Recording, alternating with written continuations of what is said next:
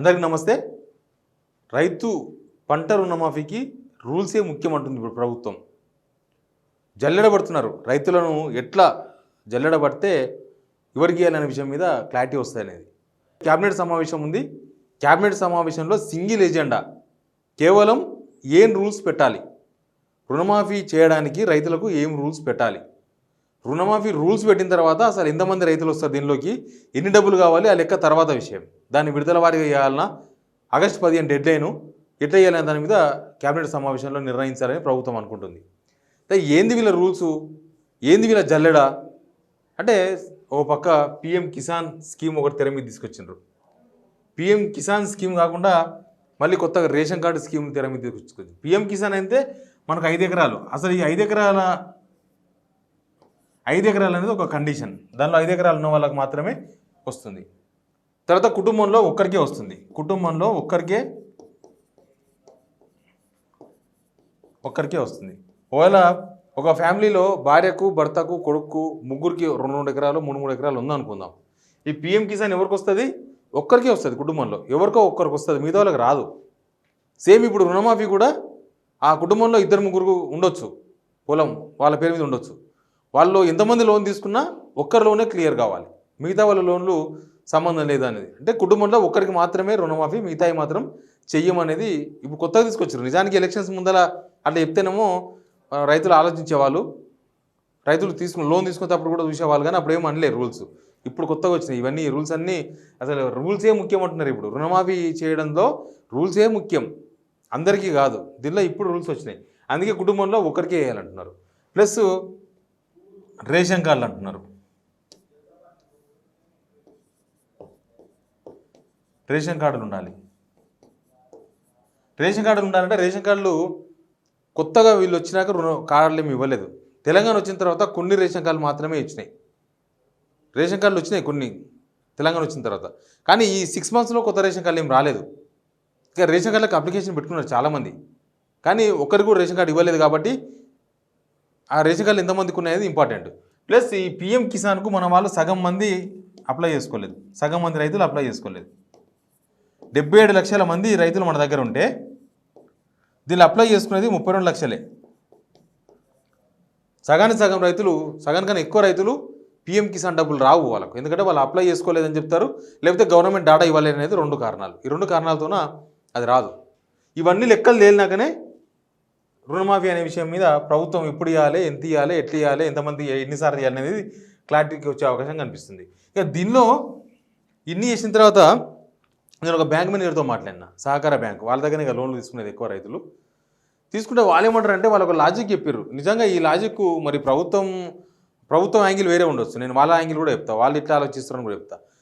ఇక్కడ రైతుల యాంగిల్ నుంచి ఆలోచిస్తే గవర్నమెంట్ లెక్క ప్రకారమే ఎంత లోన్ ఇవ్వాలి, ఎకరాకు ఎంతవరకు లోన్ ఇవ్వచ్చు అనేది కొంత టార్గెట్ ఉంటుంది. ఒక ఎకరా పొలం అనుకోండి, ఎకరాకు సహకార బ్యాంకులు ఇచ్చేది 36,000. ఎకరాకు పంట లోను కేవలం 36,000 వస్తాయి. ఒకవేళ మీకు 10 ఎకరాలు ఉందనుకోండి, 1,00,000 వస్తుంది. ఇంకా నీకు 1 ఎకరాకు 36,000 కదా, ఇక నీకు 2 ఎకరాలు ఉన్నాయి, 3 ఎకరాలు 36 లక్ష కన్నా ఎక్కువ ఇవ్వరు. 1,00,000లోనే మ్యాక్సిమం. కొన్ని ప్రైవేట్ బ్యాంకుల దగ్గర తీసుకుంటారు కొంతమంది లోన్లు. వాళ్ళ దగ్గర ఏంటంటే కొంత రికమెండేషనో, లేకపోతే పర్పస్ పోయించో, లేకపోతే ఆయన మంచి ప్రాంప్ట్ కస్టమర్ అనో, అంటే ఎప్పుడైనా లోన్ తీసుకుంటే మంచిగా కడుతున్నారనో, అట్లాంటి వాళ్ళకు మ్యాక్సిమం ప్రైవేట్ బ్యాంకులు 1,50,000 వరకు ఇస్తాయి. 1,50,000 మ్యాక్సిమం ఇచ్చే లోనే ₹1,00,000. 2 లక్షలు ఉండదు. ఇప్పుడు 10 ఎకరాలు ఉన్న ఆసామికి కూడా 10 ఎకరాలు ఉంది కదా అని చెప్పేసి 36,000 ఇంటూ 10 ఎకరాలకి ఇయ్యరు, 1,00,000 ఇస్తారు. పరబోతు పోయిస్తే ఇంకా 20,000, 30,000, 50,000 ఎక్కువ రావచ్చు అన్నప్పుడు దీనిలో 5 ఎకరాల కండిషన్ ఎందుకు? 5 ఎకరాల వరకే ఎందుకు చేయాలి అనే, 5 ఎకరాల భూమి ఉన్న వాళ్ళకే రుణమాఫీ ఇవ్వాలనే కండిషన్ ఎందుకు?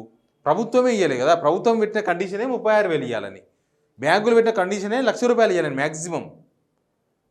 మళ్ళీ వీళ్ళు ఇంట్రెస్ట్ ఏమైనా చేస్తారంటే ఇంట్రెస్ట్ చేయరు, ఓన్లీ అసలు ఇంట్రెస్ట్ చేయరు. 2004లో కాంగ్రెస్ చేసినప్పుడు తక్కువ లోన్లు 30,000, 40,000 లోన్లు తీసుకునే వాళ్ళు రైతులు. దానికి ఇంతో అంతో కొద్దిగా ఇంట్రెస్ట్ వచ్చేది, 7,000, 8,000. అట్లా మొత్తం ఇంట్రెస్ట్తో సహా చేసినారు. కానీ ఇప్పుడు ఎవరు ఇంట్రెస్ట్తో సహా చేస్తలేరు. వీళ్ళు అసలుకే ఇన్ని ఇంత జల్లెడ పడుతున్నారు. ఇంక ఇంట్రెస్ట్ లెక్క అనేది అసలు లేనే లేదు వీళ్ళ దగ్గర. గత ప్రభుత్వం కూడా ఇంట్రెస్ట్ కట్టలేదు. 99,000 వరకు రుణమాఫీ చేసినామని చెప్పినప్పుడు. ఇప్పుడు ఈ లెక్కన ఈ 5 ఎకరాల కండిషన్ ఎందుకు అనేది ఇప్పటిదాకా అర్థం కాలేదు. ఈ ప్రధానమంత్రి దానిలో ఉండొచ్చు, వాళ్ళ స్కీమ్ వాళ్ళది.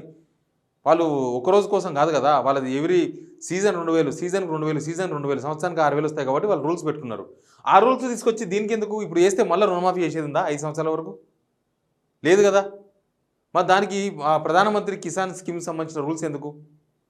అంటే ఎంతసేపటికి దీన్ని తక్కువ చేసుకుందాం, ఎంతసేపటికి రైతులను కట్ చేద్దాం, ఎంతసేపటికి రూల్స్ పెడదాం, ఇదే తప్ప రైతులందరికీ రుణమాఫీ చేయాలన్న ఆలోచన ప్రభుత్వానికి ఉందా? ఓలో ఉంటే ఈ నేను చెప్పిన ఈ లెక్క ప్రకారం బ్యాంకులు ఇవ్వనప్పుడు ఈ 5 ఎకరాల బ్రేక్ ఎందుకు? 5 ఎకరాలున్నా 6 ఎకరాలున్నా వాళ్ళు ఇచ్చేది మ్యాక్సిమం 1,00,000, 1,50,000 కదా, అది 2,00,000 రూపాయల లోపే ఉంది కదా.